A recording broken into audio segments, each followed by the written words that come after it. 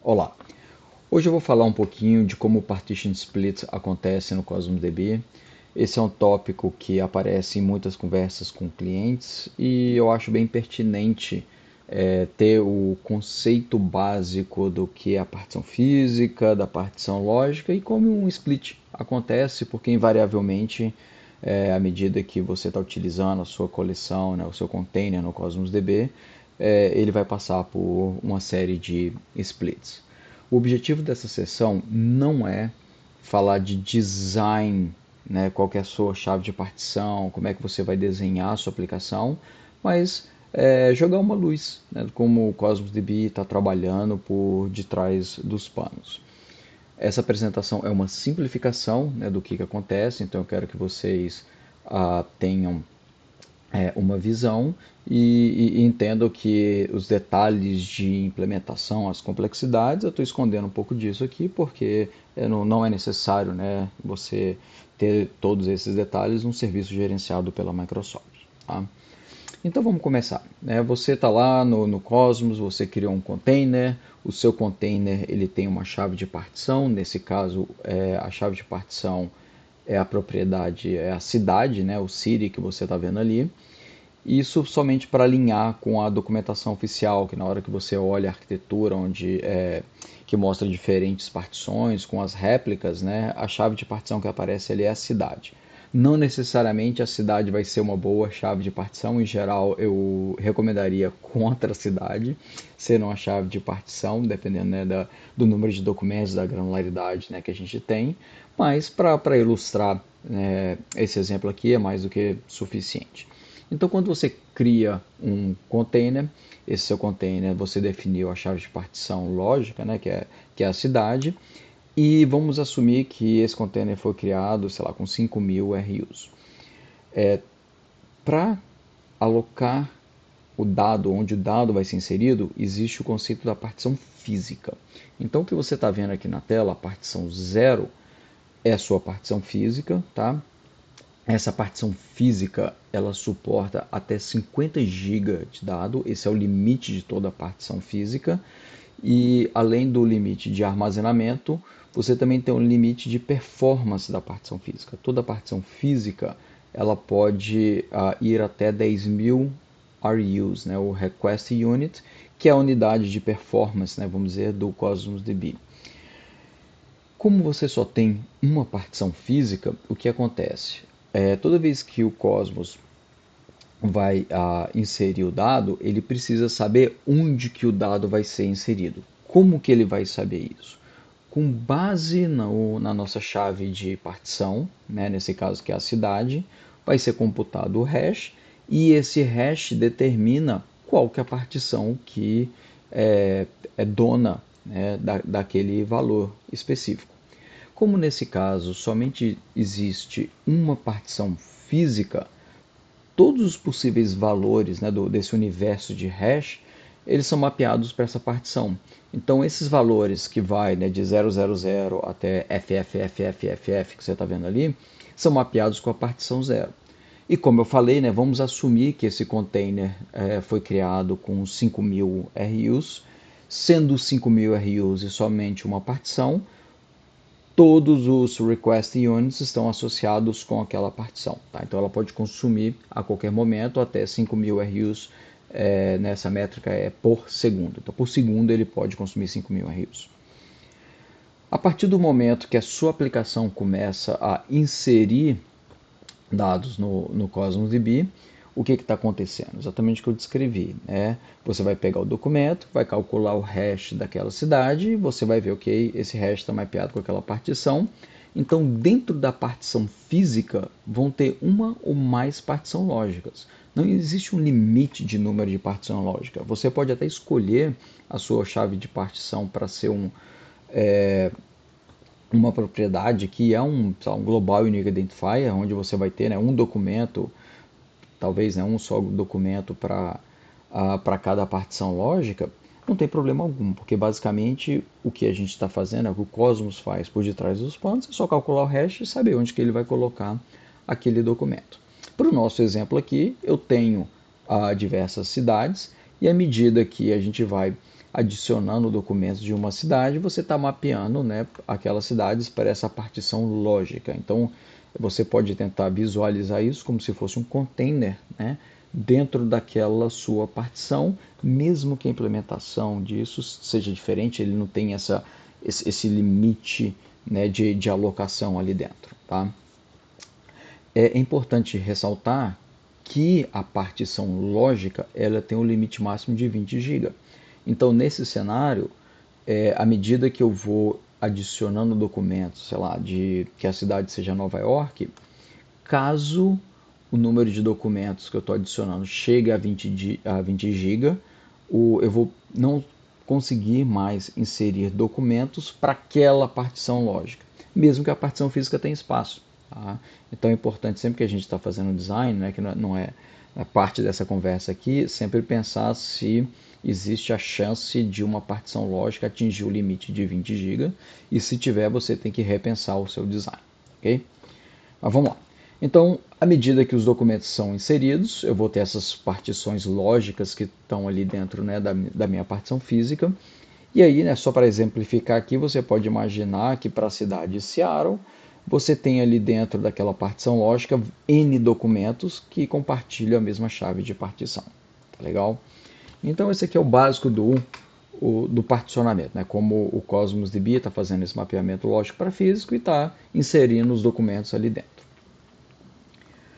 Vamos assumir agora que, à medida que você continua inserindo documentos ali dentro, em algum momento, aqueles 50 GB que estão disponíveis para a sua partição física, eles vão estar, vai ser consumido. Né? Você vai chegar no limite da partição física. O que o Cosmos DB ele faz? Ao invés de chegar no limite e ele falar o seguinte, opa, não cabe mais nada aqui nessa partição, para tudo, não vou receber mais requisições até que eu faça um split, é claro que ele não trabalha dessa forma, o que o Cosmos faz?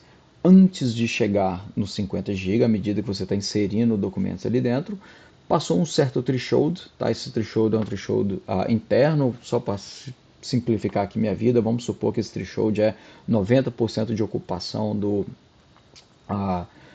espaço físico que uma partição tem. Então, sei lá, passou de 45 GB, o Cosmos DB vai olhar para a partição e falar assim, opa, vou precisar de mais espaço, porque tá crescendo aqui a alocação. Então, o que o Cosmos vai fazer? Ele nota que a partição está ficando cheia e vai começar a fazer o que a gente chama de um partition split. Né? Baseado em quê? Baseado no armazenamento. Ele está fazendo o split daquela partição porque você alocou uma quantidade de X da partição física. E como é que esse processo acontece? Primeira coisa é, o Cosmos DB vai alocar duas novas partições para o seu container. Então vai ter, né, a gente está saindo da partição 0 e eu vou ter agora a partição 1 e a partição 2. A partição 1 e 2, o que o Cosmos faz? Ele vai mapear parte daquele universo de valores possíveis, né, para o seu hash para cada uma dessas partições. Então, originalmente a partição 0 sai de 000 para FFFFF. Agora o que acontece? A partição 1 ela vai receber parte desse universo de valores, sei lá, de 000 até 7FFFFF. E a partição 2 ela vai receber de 8000 até FFFF. Então eu estou pegando aquele meu universo de possíveis valores e estou dividindo entre as duas partições.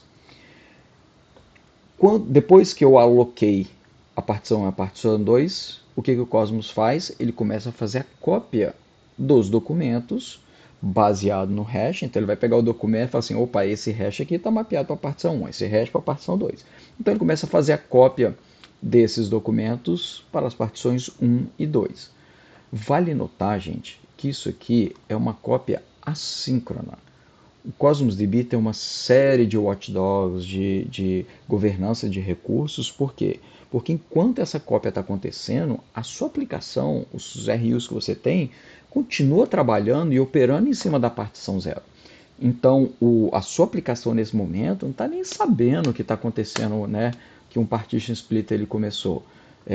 O Cosmos DB está fazendo essa cópia assíncrona, está garantindo que não vai saturar o subsistema de I/O, vai ter governança de memória ali dentro. Ele está copiando esses documentos, enquanto a sua aplicação continua, né, acertando lá, ali a partição 0 e trabalhando normalmente.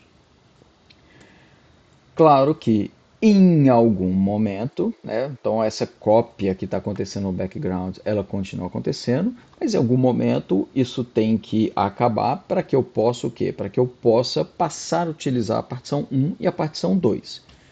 Como que isso acontece? E aí a gente pode, né, que é completar, né, o split. Então, em um determinado momento, o Cosmos DB ele está fazendo a cópia desses documentos, e aí, né, vamos usar os nossos conceitos de banco de dados. O que acontece? Tem que ter alguma forma do Cosmos falar, ok, desde o momento que eu iniciei a cópia, eu tenho que pegar todas essas alterações e tenho que replicá-las para as partições. Então, o que acontece? O Cosmos ele tem uma marca, né, que é qual que é o meu log sequence number, local para aquela partição. Quando começou o partition split, né, fazer essa cópia assíncrona, eu pego essas alterações que aconteceram, eu replico elas para a partição 1 e para a partição 2, e na hora que esse meu delta, né, que a diferença for bem pequenininha, eu tiver com a partição 1 e o 2 já praticamente lá atualizadas com LSN corrente, o que acontece? É nesse momento que a partição 0 ela para de aceitar requisições. Por quê? Porque eu estou numa etapa que eu estou completando o splits, então ele tem que parar de falar assim, ó, estou inserindo o dado, fala, opa, não recebo o dado, e aí o que acontece?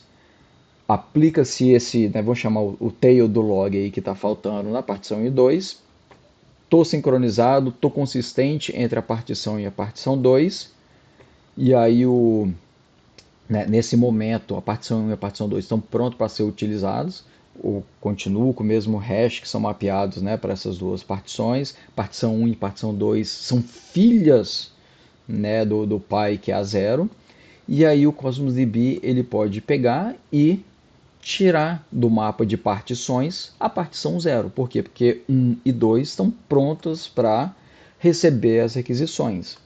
Eu tinha nesse momento 5.000 RUs alocados para minha coleção. Você continua com 5.000 RUs, só que agora eu tenho a distribuição uniforme desses RUs para as duas partições. Metade vai para a partição 1 e metade vai para a partição 2. Então cada um fica com 2.500 RUs para processar as requisições que caem naquela partição.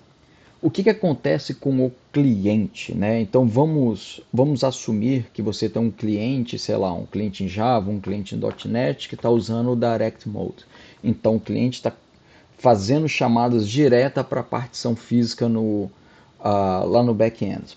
E aí o seu cliente, né? Ele tinha em cache o mapa de partição, onde ele acreditava que a partição 0 existia. Só que agora o que acontece? Na hora que a requisição fala, imagina que eu estou tentando ler ou inserir um documento, o cliente ele calculou o hash e falou o seguinte, ok, esse documento tem que ir para a partição 0. Na hora que a requisição bate no Cosmos DB, aquela partição não existe mais. Porque agora o que aconteceu? Eu atualizei o meu mapa de partição. A 0 não faz mais parte do meu mapa de partição.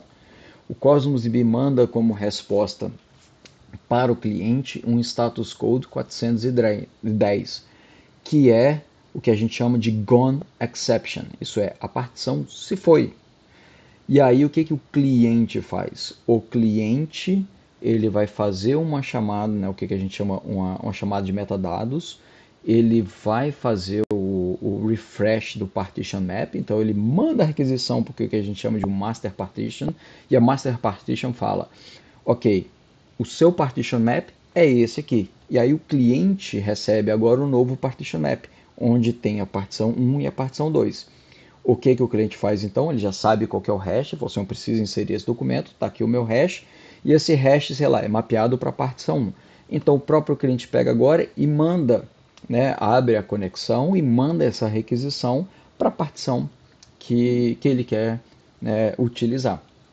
Então, para o seu cliente, né, dependendo do time quando isso acontece, você pode não ver nenhuma exceção, porque em geral, a menos que você esteja fazendo um tracing dessas exceções bem verbose aí, você não vai pegar isso. O que você vai notar na sua aplicação é o que? É que em um determinado momento você vão ter algumas requisições que teve um pico de latência. Por quê? Porque o cliente teve que receber, né? Ele tentou fazer uma operação, recebeu uma exceção, viu o status code, fez uma chamada de metadados, recebeu a resposta, atualizou o partition map e fez a chamada para a partição correta. Então pode ser que você note que aquelas requisições que estavam se completando em menos de 10 milissegundos, né, que é o SLA para você fazer um point read ou um point write ali no Cosmos DB, em um determinado momento você teve um pico onde, sei lá, durou 2 segundos, 3 segundos para fazer esse back and forth e logo depois isso se resolveu. Então às vezes as pessoas, quem está monitorando de perto, olhando quando isso acontece, você vai ver esse pico de latência e depois a coisa se regulariza quando o partition split acaba, ok? Isso que a gente descreveu aqui é o que a gente chama de consistent hashing, tá? Não só o Cosmos DB utiliza, tem outras engines de banco de dados, Cassandra, Riak, que utilizam o consistent hashing. Isso é uma simplificação, tá? É claro que tudo que acontece no back-end, né, é uma série de recursos que são alocados dentro do Fabric, onde é que está a partição, tem as réplicas, que eu não vou entrar em detalhe aqui, mas eu espero que tenha clareado um pouquinho, né, do que acontece durante um partition split. Essa é a parte 1 desse tópico. Eu tenho mais alguns outros slides nesse deck aqui que eu vou cobrir posteriormente. Eu espero que você tenha gostado. Obrigado, grande abraço.